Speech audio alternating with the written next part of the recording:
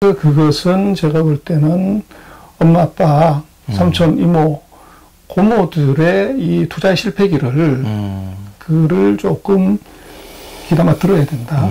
그래서 뭐 투자의 세계에서 경험이 최고의 선생님이다. 네. 이렇게 얘기하는 것을 봐야 되는데 지금 동학개미들의 그 힘, 파워, 트렌드를 읽는 눈 이것은 제가 볼 땐 다르게 해석하는 것이 맞고 대신 네. 동학개미들 자체들은 네.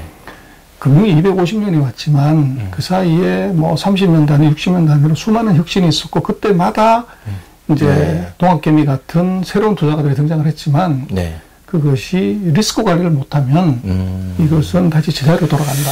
리스크 관리가 중요하다. 그래서 네. 그 지금 같은 경우에 감성으로 이 접근해서 그 정보력으로 승부하는 것은 맞지만 네. 버블은 있다. 그래서 버블이 터질 때를 감안하지 않고서 뭐 저게 콩나무가 하늘 끝까지 갈 수는 없기 때문에 네. 이제 그 부분은 뭐 한국의 동학개미들한테 이제는 제가 볼 때는 금융회사들이 또 시니어들이 리스크 매니지하는 법을 이걸 가르쳐야 되고 그걸 강제로라도 떠먹여야 됩니다. 네. 그렇게 하지 않으면 그 사이 벌었던 것들을 다 이제 꽝으로 보낼 수 있는 리스크가 있죠. 제가 최근에 이제 취미로 드론을 이제 하나 샀는데 그게 DJI사라고 사실 몰랐어요. 근데 이제 여러 개 서치를 하다 보니까 DJI사가 나와서 보니까 CEO가 40대인데 77%를 그 시장을, 세계 시장을 장악하고 있대요. 근데 아직 비상장 주식이라고.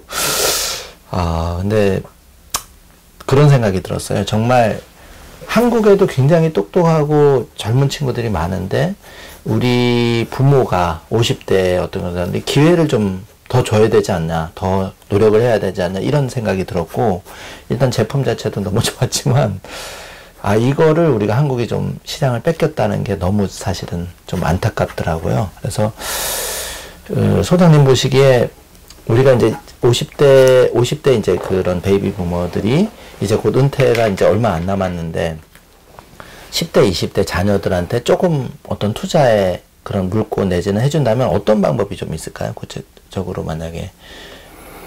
그때 뭐 10대, 20대가 50대, 60대 말 듣습니까?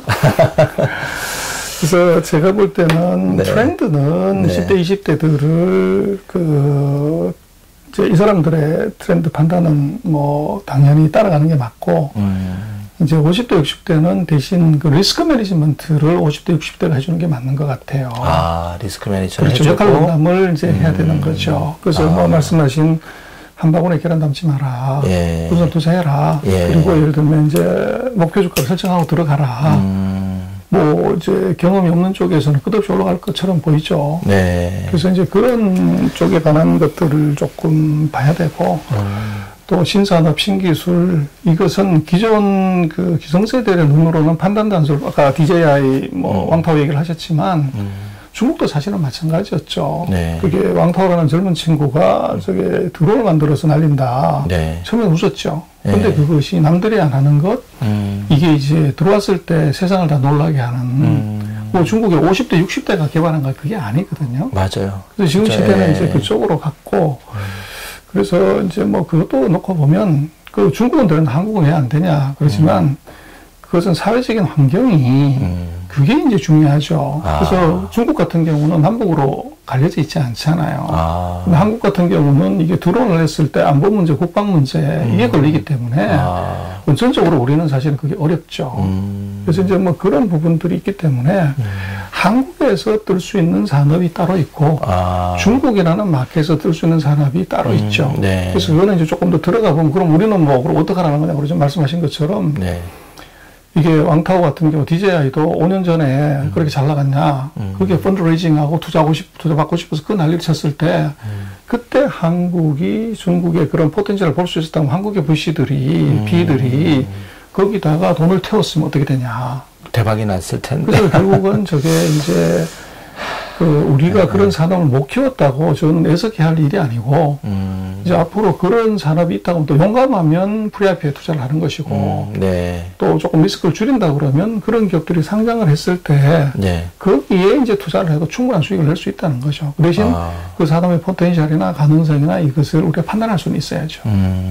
판단을 하려면 어쨌든 독하게 공부를 하고, 정말 금융기관도 각성을 해야 되고, 투자자, 그러니까 그 부모들이 정말 적어도 이래야 될 것 같아요. 그러니까 그런 뭐 예를 들어서 중국의 마오타이 좀 술 주식이긴 하지만 그게 작년에 이렇게 50% 이상 이렇게 올라가고 그 소비가 늘어나면서 그 비싼 술을 사 먹을 그 소비가 증가되는 걸 봤을 때 사실 이런 주식을 자녀한테 하나 사줄 정도의 아빠가 돼야 되지 않나 이런 생각은 들거든요.